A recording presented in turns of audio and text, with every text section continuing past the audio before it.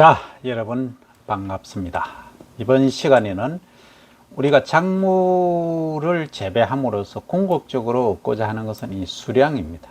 그래서 수량은 얼마를 얻을 것이냐, 수량이 많으냐 적으냐, 이것을 얘기할 때는 주로 우리 국내에서 이제 작물을 재배할 때는 킬로그램 per 10R, 10R가 얼마냐 하면 지난 시간에 말씀드렸죠.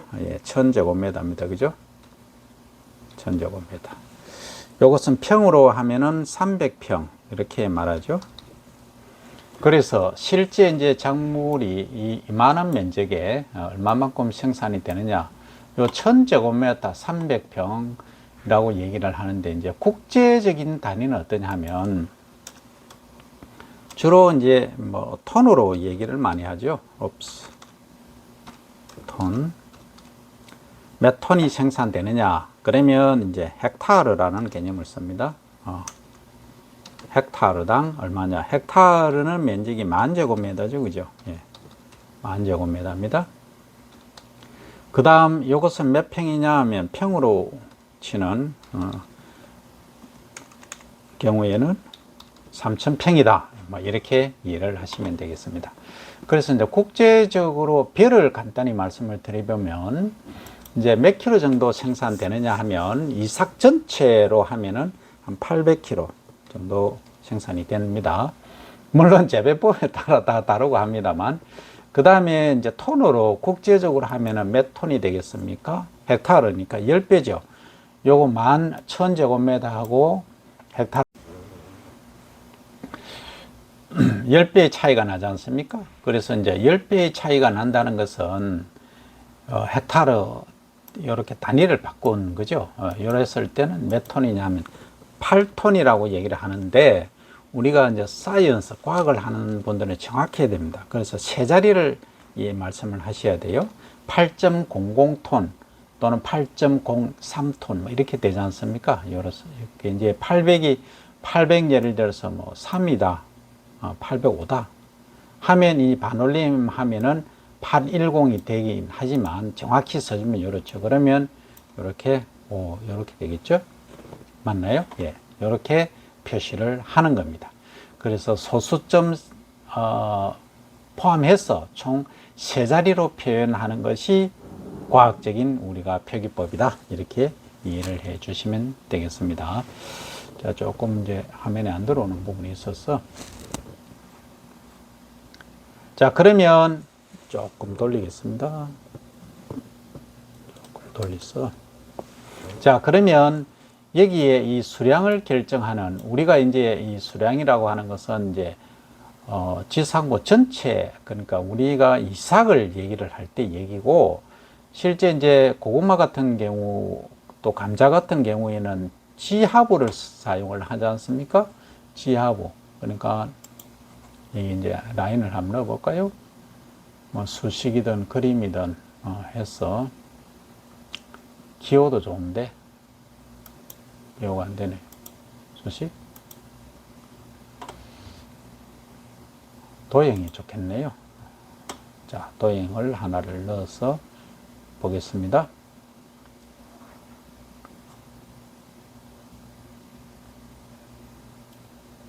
자, 도형을 화살표로 그냥 넣을게요.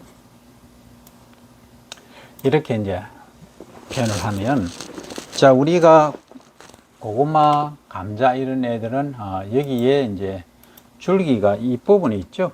줄기가 이 부분이 있고, 줄기와 잎, 피 위에 있고, 이제 반대로 이쪽 뿌리가 이제 요게 우리가 땅이라고 하는 거죠. 지표면 땅이라고 하면 뿌리와 또는 이제 고구마의 경우에는 지하 뿌리입니다. 근입니다. 뿌리 근자를 쓰고, 감자의 경우는 지하 줄기경입니다.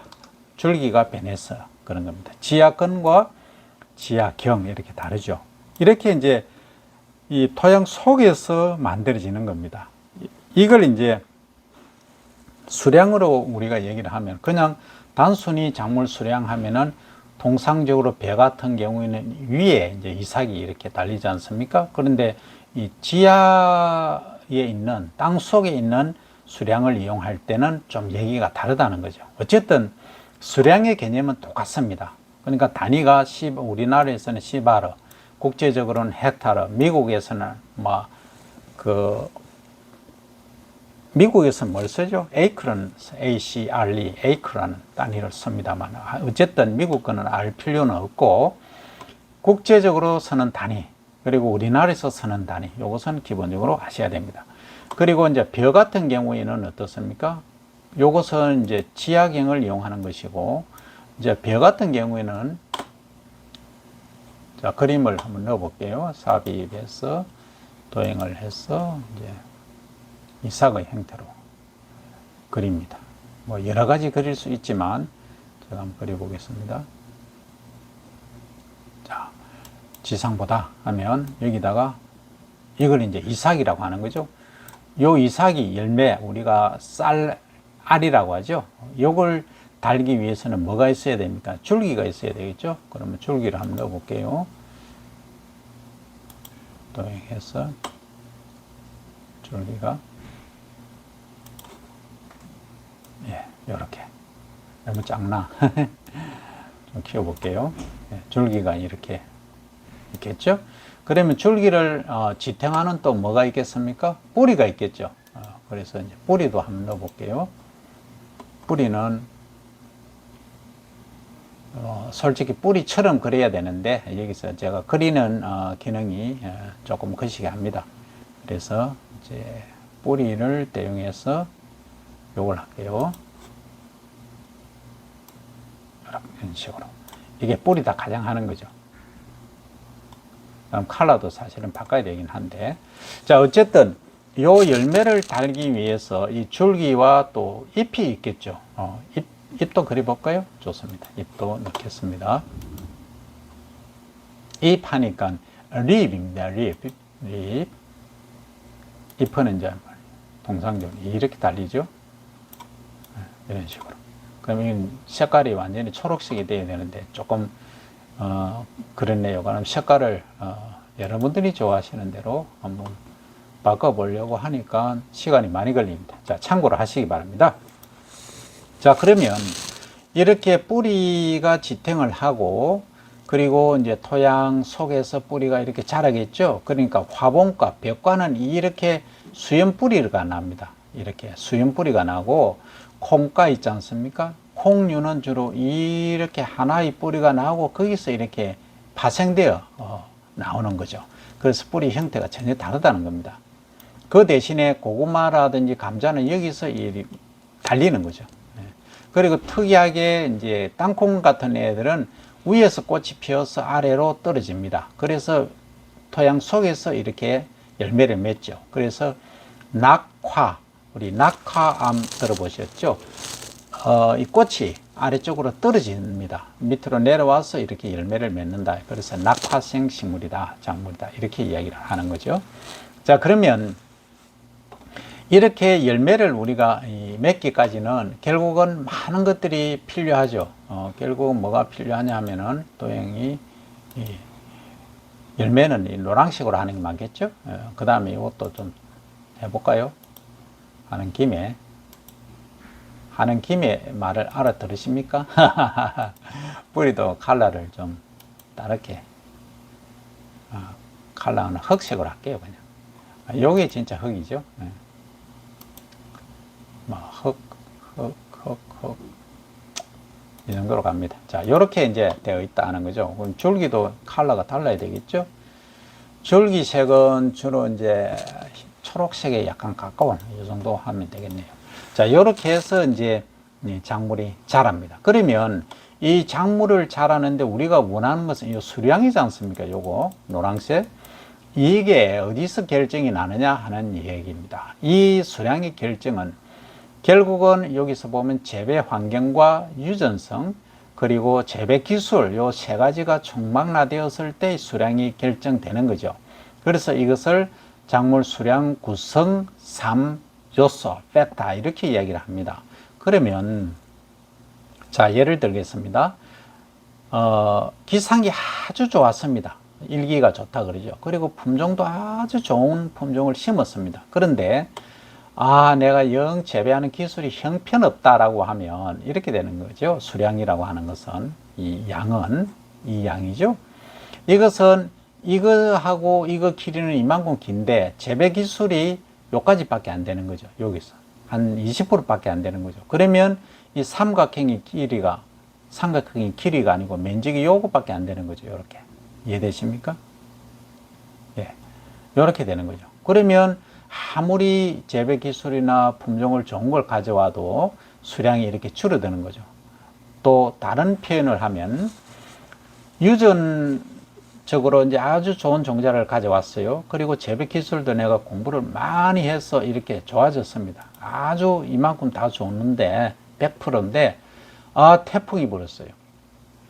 또는 비가 전혀 안 왔어요. 그래서 재배 환경이 한 20%밖에 안 되는 거죠. 여기 보이십니까?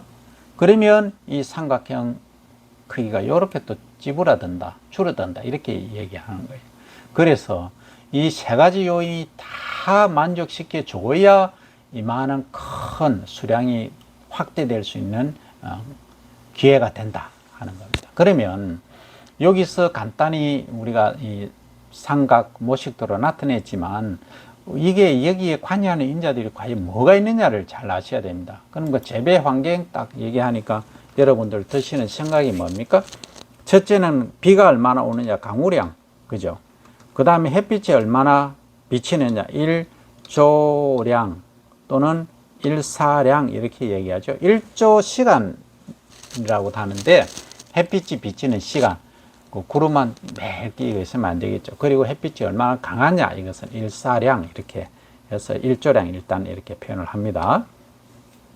그 다음에 온도가 되게 낮아져 버리면 문제가 되겠죠. 그 다음 온도, 그 다음 바람이 또 세게 불면 또 안 되겠죠. 그래서 바람, 이런 애들이 주로 이제 재배 환경인자로 작용을 합니다.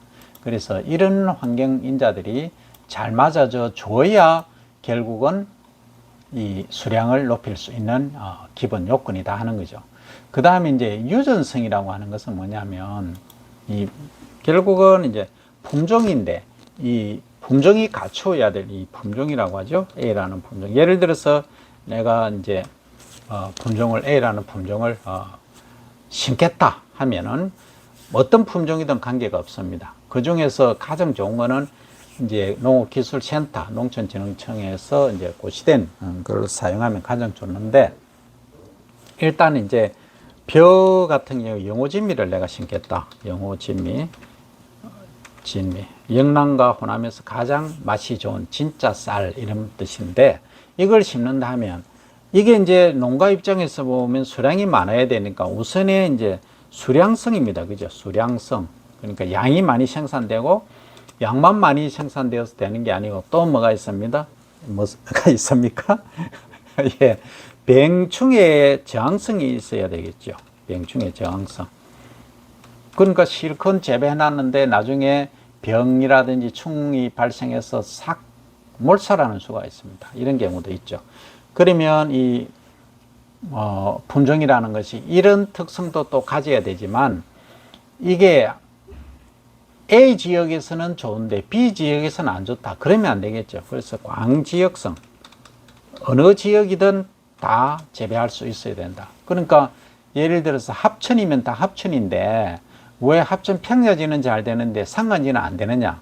그런 문제가 되는 거죠. 그래서 가능하면은 광지역성, 그리고 수원 경기도 쪽에서는 잘 되는데 왜 남부 쪽에서는 안 되느냐? 가능하면은 어디든 심어도 되는 이런 품종. 그래서 이런 것들이 핵심 요소다 이렇게 말씀을 드릴 수가 있습니다.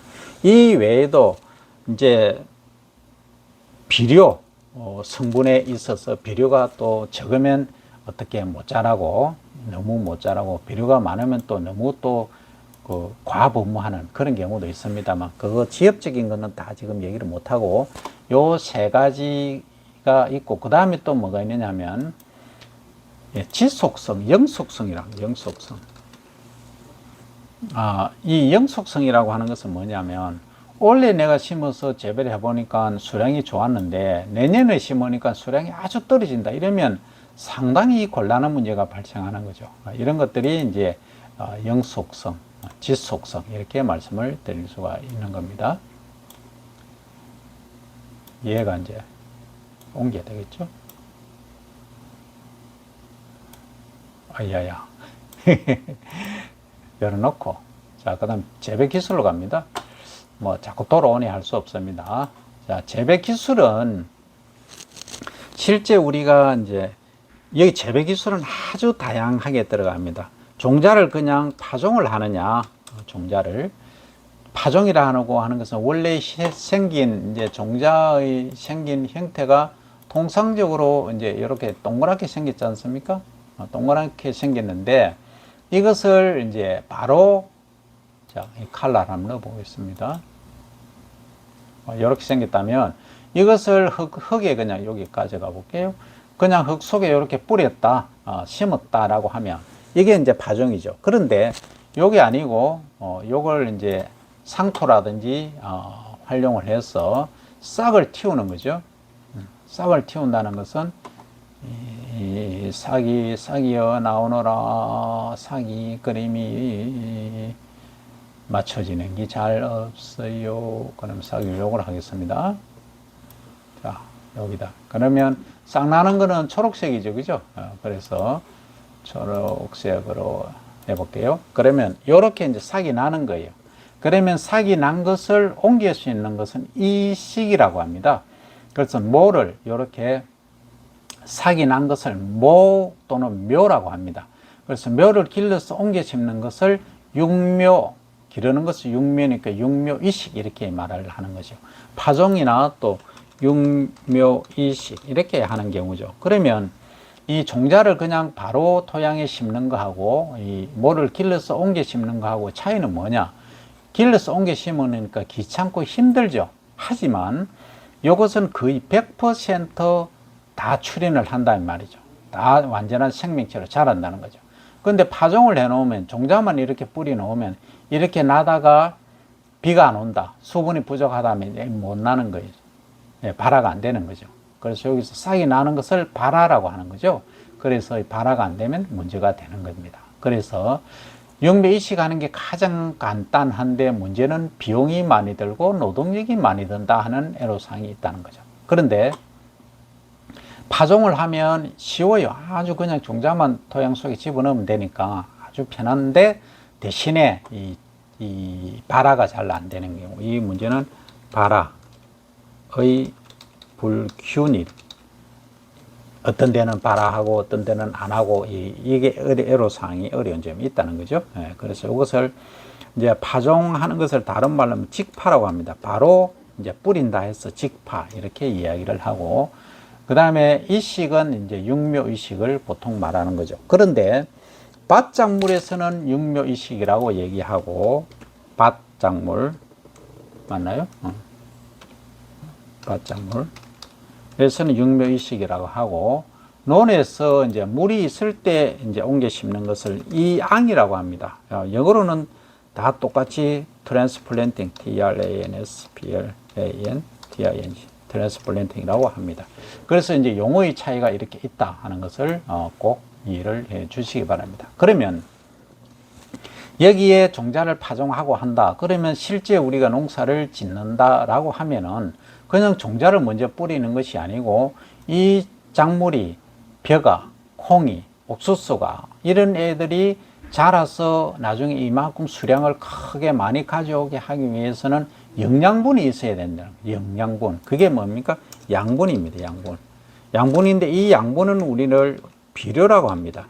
그러니까 우리 사람이 살아가는 데는 탄, 단지, 탄수화물, 단백질, 지방 이 3대 영양소가 필요하지만 벼에 있어서는 또는 보리, 밀 이런 작물에 있어서는 어떤 영양소가 필요하냐면 많이 이용하는 원소를 다량 원소로 하고 또 조그맣게 적게 이용하는 것을 미량 원소 또는 소량 원소 이렇게 이야기를 합니다.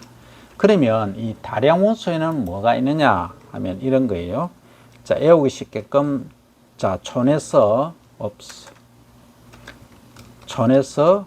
가면 뭐 하십니까? 이장님께서 스피카로 예, 스피카로 우리 동네 새색시 시집 온다. 뭐로? 가마 타고. 가마 타고. 그러면 시골에 얼마나 어렵습니까? 요즘 뭐 결혼도 잘 안 하는데 이장님이 신이 나신 거죠. 우리 동네 새색시 가마 타고 시집 오네. 이렇게 이제 안내 방송을 한다는 거죠. 그렇게 오시면 된다는 겁니다. 그죠? 예, 그렇게 하시고. 그 다음에 이제 밀양원소는 옛날에 어릴 때 과거에 이제 북영구는 풍시라는 성을 가진 사람이 북염 이름이 염구입니다. 이제 하도 말을 안 듣다가 시근이 났다. 우리는 철들었다 그러죠. FE 철. 철들어서 망보라 간다. 망간, 몰리브덴, 아연. 이렇게 이야기를 합니다. 그래서 이거는 뭐냐 하면 이거는 많이 있어야 되는 거예요.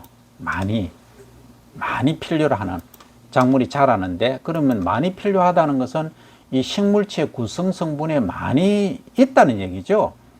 이게 많이 있어야 되고. 근데 밀양원소라는 것은 적지만 그래도 필수 원소이기 때문에 꼭 있어야 된다 이겁니다. 그래서 이제 요걸 합쳐서 양분을 필수 원소라고 합니다. 필수 원소. 그래서 필수 원소에는 다량 원소가 있고 미량 원소 또는 소량 원소가 있는데 밑으로 내릴게요. 자, 그러면 요거는 뭐냐 하면 탄소입니다. 카본, 탄소, 그 다음 수소, 산소, O는 산소입니다. 근데 CHO는 뭐냐 하면 이 세 애들은 결국은 작물이 이렇게 자라는데 뿌리에서 수분을 흡수를 하죠. 그러면 이제 뿌리에서는 이제 흡수하는 게 수분이죠. 수분과 양분을 흡수를 합니다. 그러니까 수분의 분자식이 H2O죠. H2O입니다. 그러니까 수소하고 여기 산소하고는 어디 있나요? 여기 있죠. 수소하고 산소는 물에서 오는 거예요. 그렇죠. 그 다음에 이제 광합성을 하면 공기 중에 CO2 이산화탄소라는 애가 있어요. 두 개, 산화탄소 이렇게 말합니다. 그럼 이 애는 어디서 오느냐? 우리가 광합성 할 때, 그죠? 광합성에서 이게 흡수가 되는 거죠. 그래서 탄소도 이렇게 흡수가 되죠. 그래서 이 CHO라고 하는 애는 결국은 물하고 어디서 오느냐? 물하고 공기 중에 이산화탄소에서 오더라 하는 얘기죠. 그러니까 굳이 우리가 인간이 뭐 많이 줄 필요도 없이 자동으로 공급되는 거죠. 내추럴하게. 이 점을 인지를 하시면 되겠습니다. 그러면 꼭 우리가 줘야 되는 건 뭐냐? 이거죠. N, 질소. 그 다음에 P, 인. 흡수되는 P2O5이기 때문에 인산 이렇게 얘기하죠. K, 칼륨. 요거는 K2O 형태로 주로 흡수를 하기 때문에 칼륨, 어쨌든 칼륨입니다. 여기에 비료의 3요소예요. 1번, 그 다음 2번, 그 다음 3번. 3번. 얘들을 많이 이제 흡수를 한다는 거죠. 그 다음에 이제 네 번째로 많이 흡수하는 게 요 칼슘 또는 영어로는 캘슘 이렇게 얘기를 하는데 그 다음 이제 다섯 번째 마그네슘 이렇게 이야기를 합니다. 이거는 뭐냐면 칼슘은 석회죠. 이 콩을 재배할 때는 이 콩가에서는 이 칼슘 pH가 좀 높은 게 좋습니다. pH라고 하는 것은 이 토양이 있지 않습니까? 이 토양의 이제 산도죠. 뭐 정확한 말은 수소 이온 농도의 역수의 대수 이렇게 얘기를 하는데 어쨌든 이게 이제 pH가 높다는 말은 알카리성이고 pH가 낮다는 것은 산성 쪽이다. 이렇게 말씀을 드릴 수가 있습니다. 자, 그러면 다량원소였고 밀양원소는 붕소, 염소, 구리, 철, 망간, 몰리브덴, 아연 이렇게 이야기를 합니다. 그래서 북영구라는 애가 철이 들어서 막 몰아간다. 이렇게 외우시면 됩니다.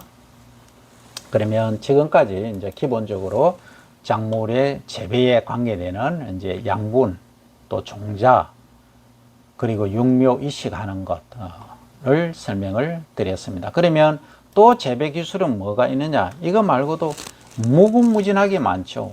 그러면 어떻게 이제 종자를 그냥 비행기에서 드론에서 뿌리는 것을 이제 직파 또는 바로 이제 위에서 뿌리니까 산파 흩어지죠. 산파가 되기도 하고, 줄을 만들어서 심는 것은 조파 이렇게 이야기를 합니다.